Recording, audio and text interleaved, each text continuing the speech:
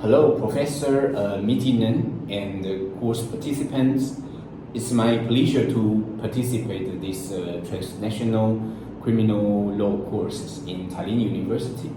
I think in our group presentation, we do not have anyone do the chapter 10, the past and the future of EU criminal law. So I think I can make this, and I will put it online on YouTube, and then you can check my presentation. Okay, I will start to try to make it shortly. Yeah.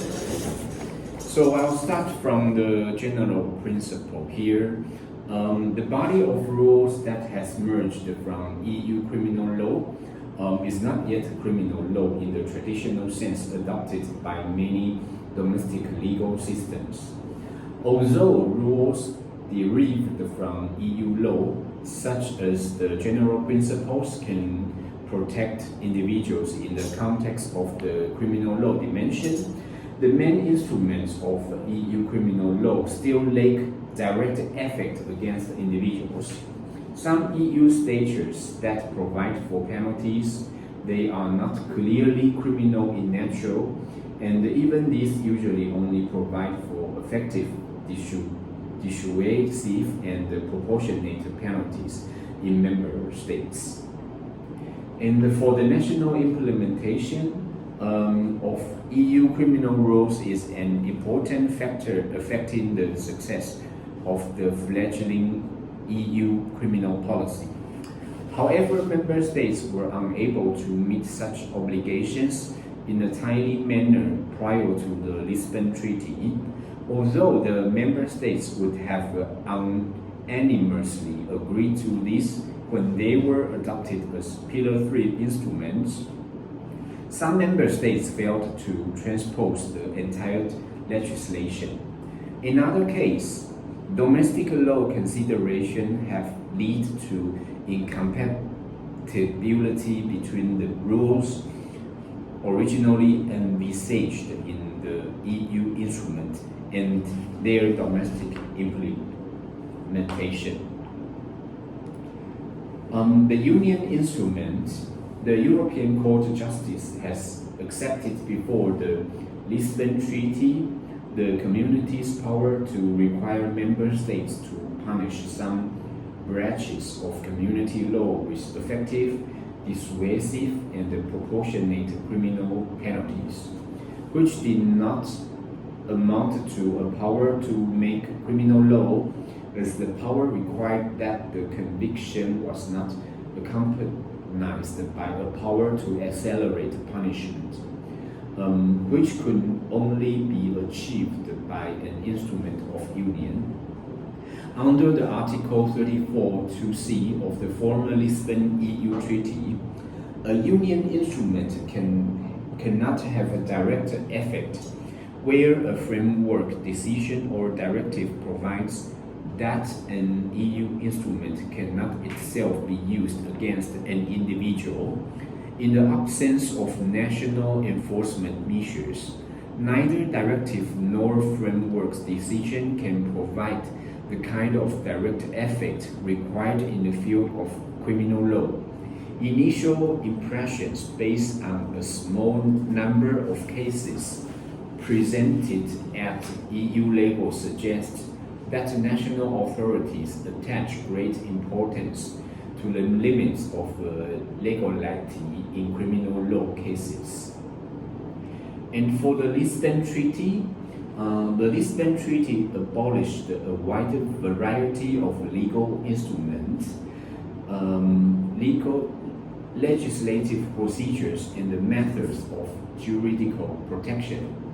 As a general rule, after Lisbon, the Union operates using the instrument and procedures of the former Lisbon European Community. Due to many legal restrictions imposed on criminal law instruments at EU level, the implementation of EU criminal law instruments by the former states remains key to ensure their legal effect on individuals. The Commission has the power to actively supervise the implementation of the post-Lisbon EU criminal justice instrument and the pre-Lisbon directives. The fact that there were no infringements until 2010 neither supports nor opposes the proactive advocacy of the member states in their transformation efforts. And for the HAC program, the institutional scoreboard accompanying the 2009 report provides an overview of progress towards achieving the goals originally envisioned for the HARP program, depicting a proactive committee that has largely achieved its objectives. Following an impact assessment, some measures were even found to be more appropriate for areas belonging to the actions of member states or not feasible at all, such as the proposed standard approach to preventing criminal vulnerability. The overview report, whilst citing the efficiencies produced by the European arrest warrants as a success story in the field of juridical cooperation in criminal matters, recognizes that mixed progress in some area is attributable to institutional deficiencies. And for the European arrest warrant, the positive conclusions regarding the usefulness of European arrest warrant to issue authorities were not replicated in the other mutual recognition instruments assessed. The framework decision on the freezing of assets assessed in 2008 has not been adopted by all member states and has often been increasingly adopted. Furthermore, the limitation of grounds for refusal and the enabling of a direct link between issuing and implementing agencies, two cornerstones of the mutual recognition aspect of legislation, were incorrectly switched by several member states. The framework decision on mutual recognition of economic penalties proved even less successful. An implementation report issued in October 2008 concluded that only 11 member states had reported implementation measures, so the implementation report itself was only partially completed. And about the mutual recognition, despite the lack of legislation rather than the lack of conversion, the outcome of mutual recognition of criminal proceedings has been problematic.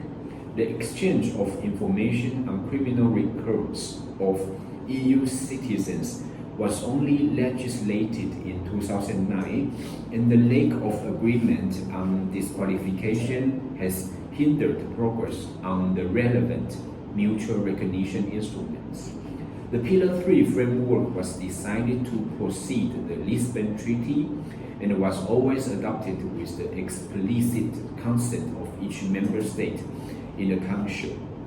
In the case of inconsistent member statistics, an instrument will not be adopted at all.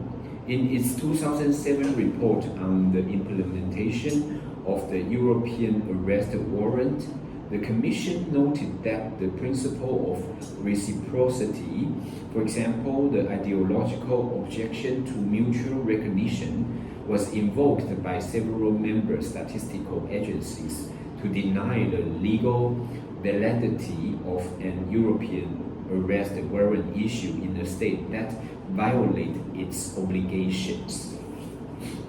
And about the transposing measures, the framework decision on recognition of financial penalties is perhaps the least successfully transposed, with only 11 member states having notified national transposing measures by October 2008. Of those that transposed, several transposed the presumption of compliance with fundamental rights in Article 3 as requiring active juridical control, most member states transposed many of the Article 7 optional grounds for non-execution as obligatory. The 2003 Framework Decision on Freezing Property or Evidence was evaluated in later 2008. Mutual recognition is, as the 2008 study conducted, prior to the publication of the implementation reports by the ULB acknowledges, seriously limited by the lack of trust between member states' authorities. For mutual recognition to be automatic, presumption of right not to be. And for the substantive criminal law, the mutual recognition instruments are founded on criminalization under national law. They are applicable where domestic rule criminalizes conduct in an issuing member states, and in principle should be capable of execution even where the executing member state would treat the offense differently. In 2008, the Commission evaluated the success of the 1996 Convention on the Protection of the European Community's Financial Interests and its protocols. Despite progress made since the first report in 2004, defects in protecting the community's financial interests, including both the levers to provide effective penalties to criminalize the act, as well as introducing elements into the defined criminal offenses that are not foreseen by the Convention.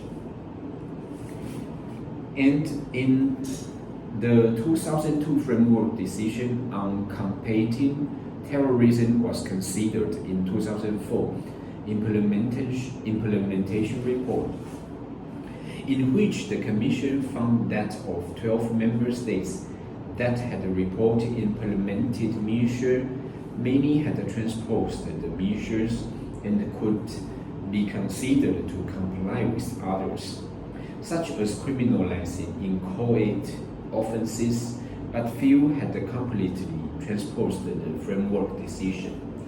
The 2002 Framework Decision on Trafficking in Human Beings, the subject of a Commission implementation report in 2006, reported satisfactory implementation among the 23 member states that had notified implementing measures, with many member states having specifically introduced offenses of trafficking and very few deviating from the penalty levels required by the Framework Decision. Overview of the implementation.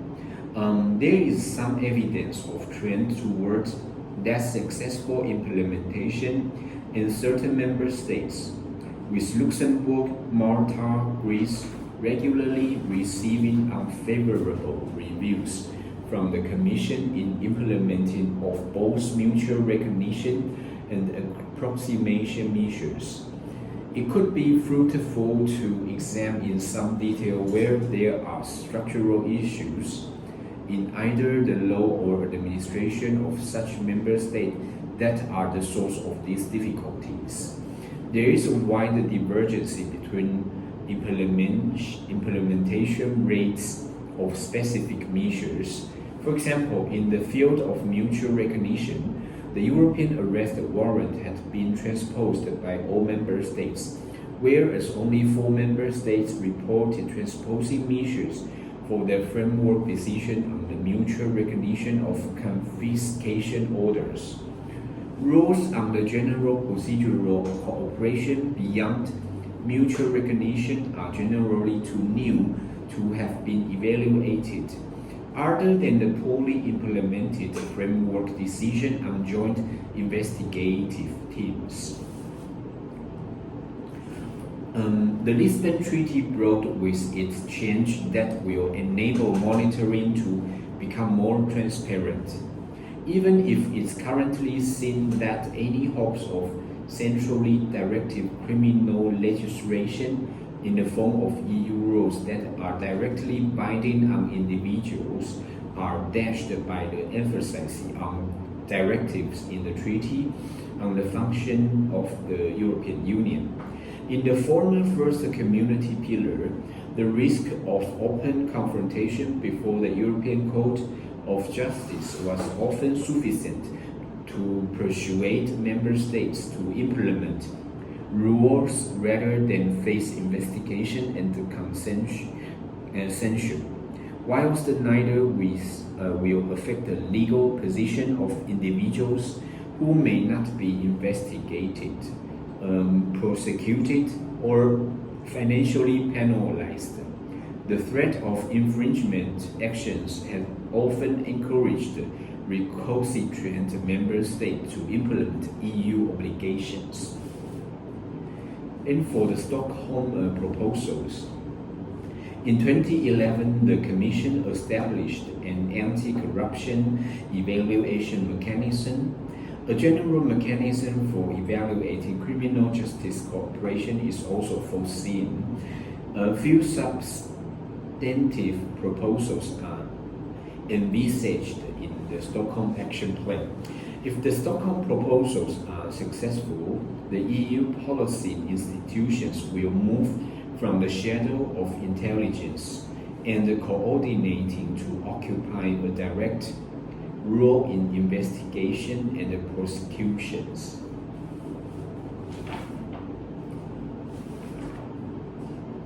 And for the member states hold divergent views on criminalization, enforcement, and the penalties. The extent of the divergence is apparent in the limited degree of agreement evidenced in pre-Lisbon criminal law instrument. The Union itself has pursued an agenda linked to high-profile offenses without sufficient commercial aspect, and to laws rather few internal market issues, which has achieved consensus among member states. The balance between freedom, security, and justice, which is so often mooted by scholars of the EU AFSJ, a quiz can often be linked to defects in the architecture blueprinting rather than the builder's malfeasance.